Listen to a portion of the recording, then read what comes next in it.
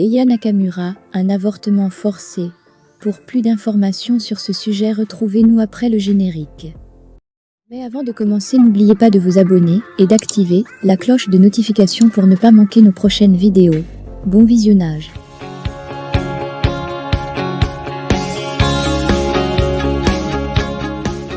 Maman célibataire.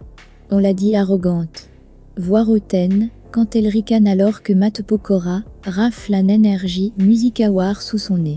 Mais, si Eya admet volontiers qu'elle n'est pas la nana la plus gentille, elle n'est pas non plus la vipère que certains décrivent.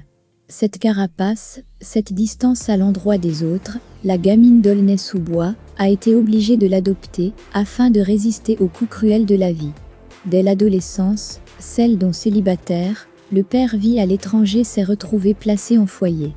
Arrachée à son milieu, à ses 4 frères et sœurs, Eya Danyoko, de son vrai nom, commence à se forger cette fameuse résilience et une volonté sans faille. Elles vont lui être bien utiles. Il y a 7 ans, Eya Nakamura est encore inconnue du grand public.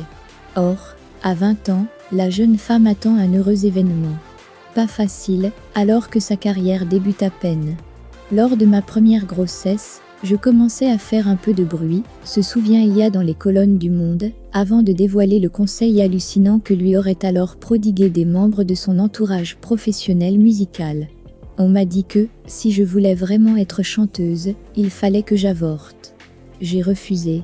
Au-delà de l'éclairage qu'apporte ce témoignage sur l'impitoyable violence de l'industrie du disque vis-à-vis des femmes, il confirme la force de caractère de la chanteuse, désormais maman célibataire de 2 filles de 7 ans et 6 mois. Une femme qui sait ce qu'elle veut et ce qu'elle ne veut pas. Cas quasi unique dans l'industrie musicale pour une artiste de son rang, Eya a en effet décidé de gérer seule sa carrière en évoluant dans cette jungle sans manager. La liberté absolue, c'est de toute façon la patte d'Eya, un soir à l'affeté d'un défilé, toute de Balenciaga vêtue, le lendemain, dans une galerie marchande de banlieue en train de siroter du Fanta avec des copines.